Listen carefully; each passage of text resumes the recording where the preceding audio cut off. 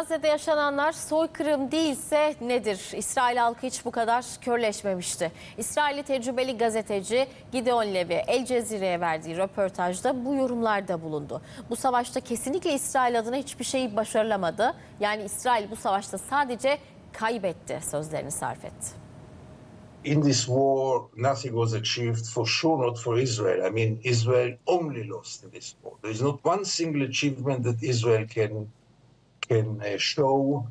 İsrailli tecrübeli gazeteci ve yazar Gideon Levy, El Cezire'ye verdiği röportajda İsrail'in Gazze'de hiçbir şey kazanamadığını bu sözlerle ifade etti. Levy, Gazze'de yaşananlar soykırım değil de ne diye sordu. Bir yazım Haaretz gazetesinde manşetteydi. Başlığı soykırım değilse nedirdi? Soykırımın bazı şartlar gerektirdiğini de biliyorum. Yani hukuki tanım yoğun bir şekilde gerektiriyor.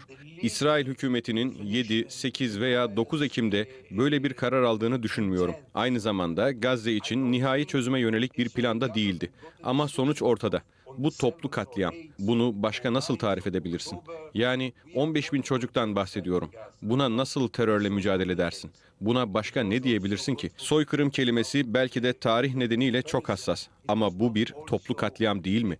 Tabii ki bu onu toplu bir şekilde öldürüyor. Suç değil mi? Elbette suç. Birisi bunu başka nasıl tanımlayabilir? Bu anlamda soruyu bile anlamıyorum. Mahkeme ne diyecek? Bunun bir soykırım değil, bu bir piknikti mi diyecek? Bu rakamlarla, bu gerçeklikle değil, mahallelere bomba attığınızda, 45 insanı öldürdüğünüzde, orada saklanan terörist olsun ya da olmasın, bir iki terörist bahanesiyle mülteciler ölüyor. 2 terörist uğruna 45 kişiyi öldürmeye hakkınız var mı? Yani bu nerede bitiyor? 45 tamam. Peki bir teröriste karşılık 450 masum insan ne olacak? Bunun bir sonu yok ve bu bir suçtur. Ve geçtiğimiz hafta İsrail'in Refah'ta bir çadır kampını vurarak 50'den fazla sivili öldürmesi.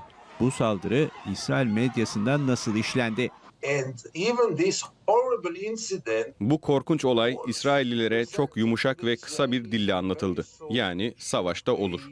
Bunun gibi şeyler oluyor dediler. Bazıları bombalananın Filistin mühimmatı olabileceğine dair ipuçları veriyor. Sorumluluk almaktan başka her şeyi söylüyorlar.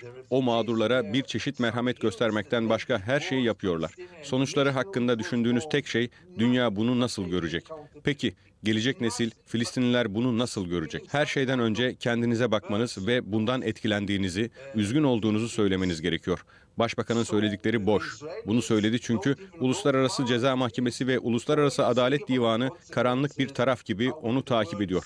Çünkü hepsi ne yapacaklarından, kararlarından çok korkuyorlar. Özür nerede? Acı nerede? Mağdurlarla empati nerede Allah aşkına?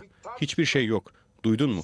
Tüm dünyadan rehinelerle ilgili acımızı paylaşmasını, öldürülen askerlerle ilgili acımızı paylaşmasını istiyor ve talep ediyoruz. Ama öldürdüklerimize karşı hiçbir duyguyu beslemiyoruz. Gideon Levy röportajda İsrail'i bir uyuşturucu bağımlısına benzetirken müttefikleri Amerika'yı ona para veren arkadaşı olarak tanımladı.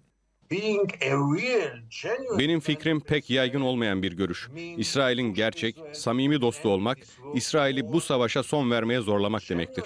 İsrail'in geleceğini düşünen gerçek bir dost olmak, İsrail'e ayrımcılığa ve işgale son vermesi için baskı yapmak anlamına gelir. Bundan başka bir şey yok. Amerikalıların ve diğerlerinin yaptığı şey tıpkı bir uyuşturucu bağımlısı gibi. Uyuşturucu bağımlısına daha fazla para sağlamak.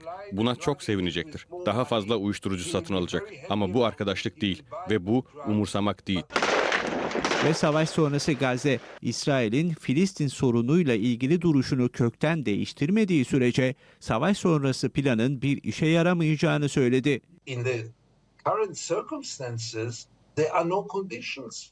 Şu anki şartlarda bir sonraki gün için herhangi bir şart yok. Tamam, Hamas'tan kurtulacağız. Tüm hedeflerimize ulaştık. Peki Gazze'yi kim yönetecek? Yani Hamassız Gazze Somali'ye dönüşecek. Hamas'la birlikte Gazze Hamasistan olarak kalacak. İsrail'in bir bütün olarak Filistin sorununa yönelik tutumunu kökten değiştirmediği sürece bunun yolu yok. Gazze'yi Batı Şeria'dan ayıramazsınız. Gazze'deki durumu 56 yıllık apartheid devletinin acımasız işgaline ilişkin tablonun bütününden ayıramazsınız. Bunlara dokunulmazsa ertesi gün çözüm olmaz. Gazze'yi yönetecek olan İsviçre ordusu mu Allah aşkına? Temel tutumu değiştirmediğimiz sürece de herhangi bir çözüm göremiyorum.